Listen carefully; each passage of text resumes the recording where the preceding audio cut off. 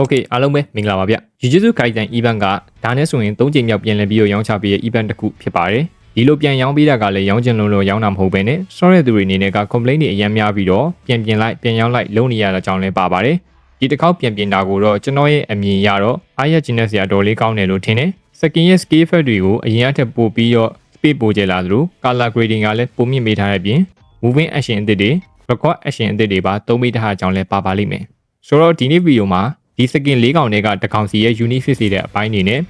ကို့အနေနဲ့ဆိုရင်ဘယ်စကင်ကိုဦးစားပေးအနေနဲ့ရွေးချယ်တင်လဲဆိုတာကိုသုံးသပ်ပေးသွားပါမယ်။ကိုယူလိုက်တဲ့စကင်ကဘယ်လောက်ထိကုန်ကျနိုင်မလဲဆိုတာအခြေခံသဘောတရားကိုရှင်းပြမယ်ပြင်ကို့အတွက်နင့်နာနိုင်စေတဲ့ပဋိသတ်ဆင်ခြင်ရမယ့်အချက်တွေကိုပြောပြပေးပါမယ်။ကျွန်တော်ကတော့ content creator ကီတာဘူပါ။ဦးဆုံးအနေနဲ့ပြန်ပြင်ပေးထားတဲ့စကင်တွေကဘာတွေပြောင်းလဲသွားလဲဆိုတာကိုအရင်ပြောပါမယ်။ skin effect တွေကပတဲထဲမှာအရန်ကြီးပေါ်လွင်မယ်ဆိုရင်လည်းမျက်စိတအားရှုပ်စရာကောင်းသလို skin effect တွေကပေးရတဲ့ဈေးနဲ့လည်းမတန်ရအောင်မိန်နေမယ်ဆိုရင်လည်းလုံးဝအဆင်မပြေပါဘူး။ Jujutsu Kaisen skin တွေမှာဆိုရင်လည်းမပြင်ကြရဆိုရင်အယောင်ကတော်တော်မိန်ပြီးတော့စုပြတ်တက်နေအောင်တွေ့ရတယ်။ပြောစရာမရှိလောက်အောင်ဖြစ်တယ်ဗျာ။ဒီတစ်ခေါက်ပြန်ပြင်လိုက်တာကအယောင်လည်းအတော်နေဖြစ်သွားသလိုပတဲထဲမှာဆိုရင်လည်းကွက်တိကြလောက်တဲ့ color grading မျိုးကိုမြင့်နေပေးထားတာကိုတွေ့ရတယ်။ဒုတိယအချက်အနေနဲ့က moving action အသစ်တွေပါတိုးလာတာကိုတွေ့ရတယ်။စကင်တစ်ခုစီမှာ moving action အသစ်တွေပါလာတယ်ဆိုပေမဲ့အထင်ရှားဆုံးဖြစ်နေတာကတော့ဂျူလီယန်မီဂူမီစကင်မှာသူ့ရဲ့ new လို့ခေါ်တဲ့ငှက်ကိုခိုးစီးနေတဲ့ action ကအတိအသာဆုံးလို့ထင်တယ်။တော်တော်လေးလည်းကြီးပါတယ်။တခြားစကင်တွေရဲ့ action တွေကတော့တာမန်ထက်အနည်းငယ်ထူးခြားတာလောက်ပဲရှိပါတယ်။တတိယအချက်အနေနဲ့ collaboration စကင်တွေရဲ့ထုံးစံအရ ultimate 3 line တိုင်းမှာ animation တစ်ခုပါလေးရှိပါတယ်။ဒါပေမဲ့ Jujutsu Kaisen စကင်တွေကတော့တမူထူးခြားပြီးတော့အခု review မလာခင်အထိကို ultimate 3 line တိုင်းမှာ animation လုံးဝမပါပါဘူး။ဒီအချက်တွေကြောင့်လည်းသုံးဆဲသူတွေက complaint တက်ကြတာလည်းမဆန်းပါဘူးကျွန်တော်ဆိုရင်ရှေ့မှာ event လာခဲ့တာ2ကြိမ်ရှိပြီဒါပေမဲ့ပေးရတဲ့ဈေးနဲ့ဘယ်နာမှမတန်တာကြောင့်မယူဘဲနဲ့ event ကို skip ဖို့ပဲရွေးချယ်ခဲ့ပါတယ်ဒါပေမဲ့အခုလိုပြန်ပြင်လိုက်တဲ့နောက်ပိုင်းကတော့ဝယ်ကိုဝယ်ဖြစ်မှတေးကြပါတယ်ပြန်ပြင်ပြီးတဲ့နောက်ပိုင်းမှာတော့ ultimate 3 line တိုင်းမှာ animation တွေပါလာတော့မှာဖြစ်ပါတယ်ကျုပ်တာအချက်အနေနဲ့က record ခေါ်တဲ့အခါမှာ action အသစ်လေးတွေကိုပါထည့်ပေးထားပါတယ်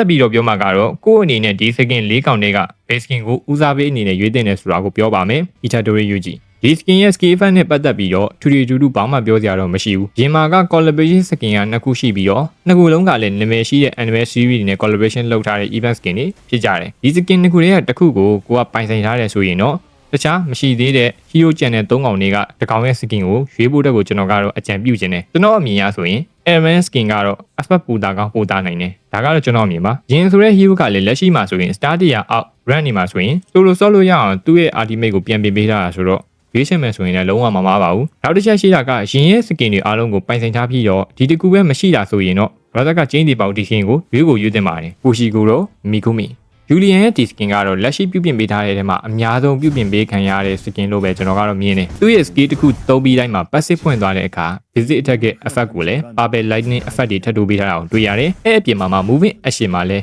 းငှက်စီးတာနဲ့ record ခေါ်မယ်ဆိုရင်လည်းစင်ကြီးပေါ်လာတဲ့အပြင်သူ့ရဲ့ skill 1သုံးတဲ့အခါမှာ anime series ထဲမှာရှိတဲ့ season 1မှာပါခဲ့တဲ့နက်ခွေးအနက်ရောင်နေရာမှာ season 2နဲ့ season 3မှာဝင်းပလေပုံစံအကောင်ပူကြီးတာကိုသုံးပေးထားတာကိုတွေ့ရတယ်။ဒီ skin ကိုတော့တော်တော်များများကယူကြပါလိမ့်မယ်။ Julian က meta လုံးဝမအောက်တဲ့ hero လည်းဖြစ်တယ်။သူ့မှာဆိုရင် collaboration skin က3កောင်တိရှိပေမဲ့ကြိုက်ရင်ဝယ်ထားတဲ့ skin လည်းဖြစ်ပါတယ်။နောက်တစ်ခုရှိတာက Julian all skin စုနေတဲ့သူဆိုရင်မဖြစ်မနေဝယ်ကိုဝယ်ထားတင်ပါတယ်။ကျွန်တော်ကိုယ်တိုင်လည်း Julian skin ကိုပဲယူမှာဖြစ်တယ်။နောက်ပြီးတော့ skin ကလည်းရောင်းဖို့ရှိပါတယ်။ရောင်းမဲ့ skin ကတော့ Julian ပါပဲ။ Page 2ရောက်တာနဲ့တန်းပြီးတော့ give ပေးပါမယ်။ယူချင်တယ်ဆိုရင်တော့ကျွန်တော်ရဲ့ Telegram account မှာ pre-order လာတင်လို့ရပါတယ်။ဒီလို skin gig ကိုဘယ်လိုလူတွေကဝယ်တင်လဲဆိုရင်တော့ skin 2កောင်ယူမဲ့သူတွေကတစ်កောင်ကိုတတ်နဲ့အချိန်ပေးပြီးတော့လှည့်ပါ။နောက်တစ်កောင်ကိုတော့အခုလို skin gig ကန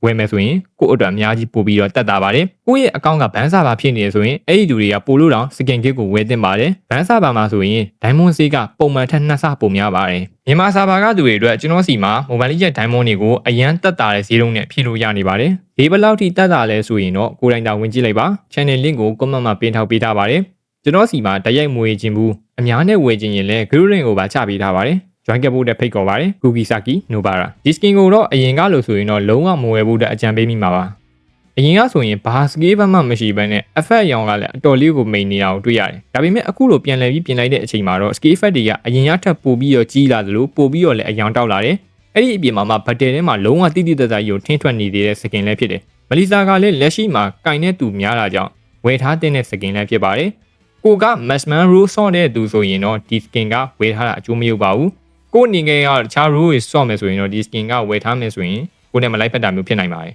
စာတိုရူကိုဂျိုဇေဗီယာရဲ့ဒီစကင်ကတော့လမ်းလျှောက်တဲ့နေရာမှာတောင်ရန်အထားကြသလိုဘာမှပြောစရာမလိုတော့အောင်ပြီးပြည့်စုံတဲ့စကင်တစ်ခုဖြစ်ပါတယ်နောက်တစ်ခုရှိတာကဂိုဂျိုရဲ့စကင်ကိုပိုင်ထားမယ်ဆိုရင်ကိုယ့်ရဲ့အကောင့်ကိုလိုအပ်တဲ့အချိန်မှာပြန်ထုတ်တဲ့အခါမှာဆယ်လာတွေစီကနေပြီးတော့ပို့ပြီးတော့ဈေးပိုရနိုင်ပါတယ်ဒီဘက်ကတော့ပြောစရာမလိုတော့အောင် rating ရပေးမယ်ဆိုရင်တက်မိုက်တန်းအောင်ပေးလို့ရပါတယ်ဒီစကင်၄ခုစလုံးကသူ့နေရာနဲ့သူ့မှာတော့လုံးဝအထားကြပါတယ်ကိုစောတဲ့ rule ပေါ်လိုက်ပြီးတော့ရွေးချယ်တာကပိုကောင်းပါတယ်ကိုက EHP နဲ့ Jungle Rule ကိုစောင့်နေတဲ့သူဆိုရင်တော့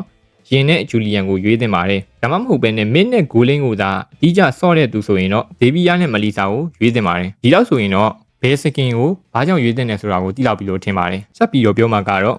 ကို့အနေနဲ့ဒီစကင်တစ်ကောင်ကိုအသက်တာဆုံးယူမယ်ဆိုရင်ဘယ်လောက်ထိကုန်ကြနိုင်တယ်ဘာတွေမလုပ်သင့်ဘူးဆိုတာကိုပြောပြပေးပါမယ်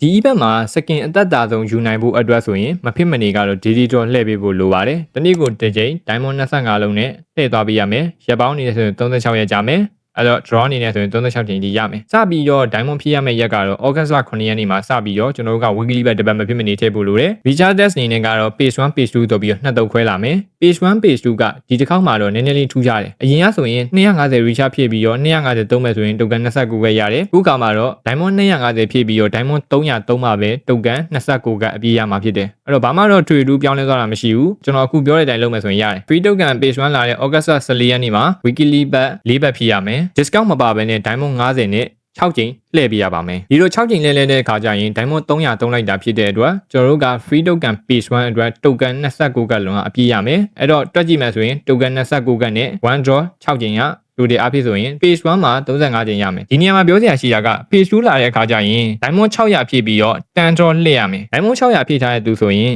10 draw diamond 450နဲ့တစ်ကြိမ်လှည့်လိုက်မယ်ဆိုရင်token က29ကတန်းရမယ်တန်း draw နဲ့ပေါင်းမယ်ဆိုရင်39ကြိမ်ထိရမယ် page 2မှာလည်းကျွန်တော်တို့က draw 39ကြိမ်ထိရမယ် page 1 page 2ရဲ့ daily draw တစ်နေ့ကိုတစ်ကြိမ်လှည့်သွားတာနဲ့36ရက်နဲ့ပေါင်းလိုက်မယ်ဆိုရင်ကျွန်တော်တို့မှာ draw ကအားလုံးပေါင်းဆိုရင်130ထိရနေပြီလိုအပ်နေတဲ့10ကြိမ်ကိုတော့ကျွန်တော်တို့က diamond နဲ့ဖြည့်ပြီးတော့မဖြစ်မနေလှည့်ပေးဖို့လိုတယ်ဒီလိုလဲတဲ့အခါမှာကျွန်တော်တို့ page 2မှာတွေကတခါလေးထည့်လိုက်လို့ရတယ်600ဖြည့်မဲ့အစားအဲ့ဒီ600နေရာမှာကျွန်တော်တို့က1050ကိုဖြည့်လိုက်မယ်ဆိုရင် draw 10ကြိမ်သာပို့ရပါတယ်အဲ့ဒီ10ကြိမ်ကို page 2မှာပါတခါလေးလှည့်လိုက်မယ်ဆိုရင်ကိုယ့်အတွက် coin ပိုရနိုင်ကြများပါတယ်ဒီတိုင်းဆိုရင်ကျွန်တော်တို့က draw 120အထိရပါမယ်ကျွန်တော်စီမှာရနိုင်တဲ့ပေါက်ဈေးနဲ့ဆိုရင်တွက်ကြည့်ထားတာဖြစ်တဲ့အတွက်အခုပြထားတဲ့ဈေးအတိုင်းကုန်ကြမှာဖြစ်ပါတယ်အဲ့ဒါတောင်ကျွန်တော်တို့ကတနေ့ကိုတစ်ချိန်မဖြစ်မနေလှည့်သွားပေးဖို့လိုပါတယ်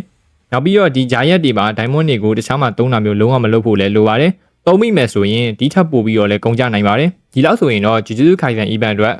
ဘယ်လိုလဲရမယ်ဆိုတာကိုသိလောက်မယ်လို့ထင်ပါတယ်တေချာနားမလည်တဲ့နေရာရှိရဆိုရင်တော့အခုပြထားတဲ့ကျွန်တော်ရဲ့ Telegram account ကတစ်ဆင့်ဆက်သွယ်မိမှတ်နိုင်ပါတယ်။ Mobile Legends Diamond တွေကိုတက်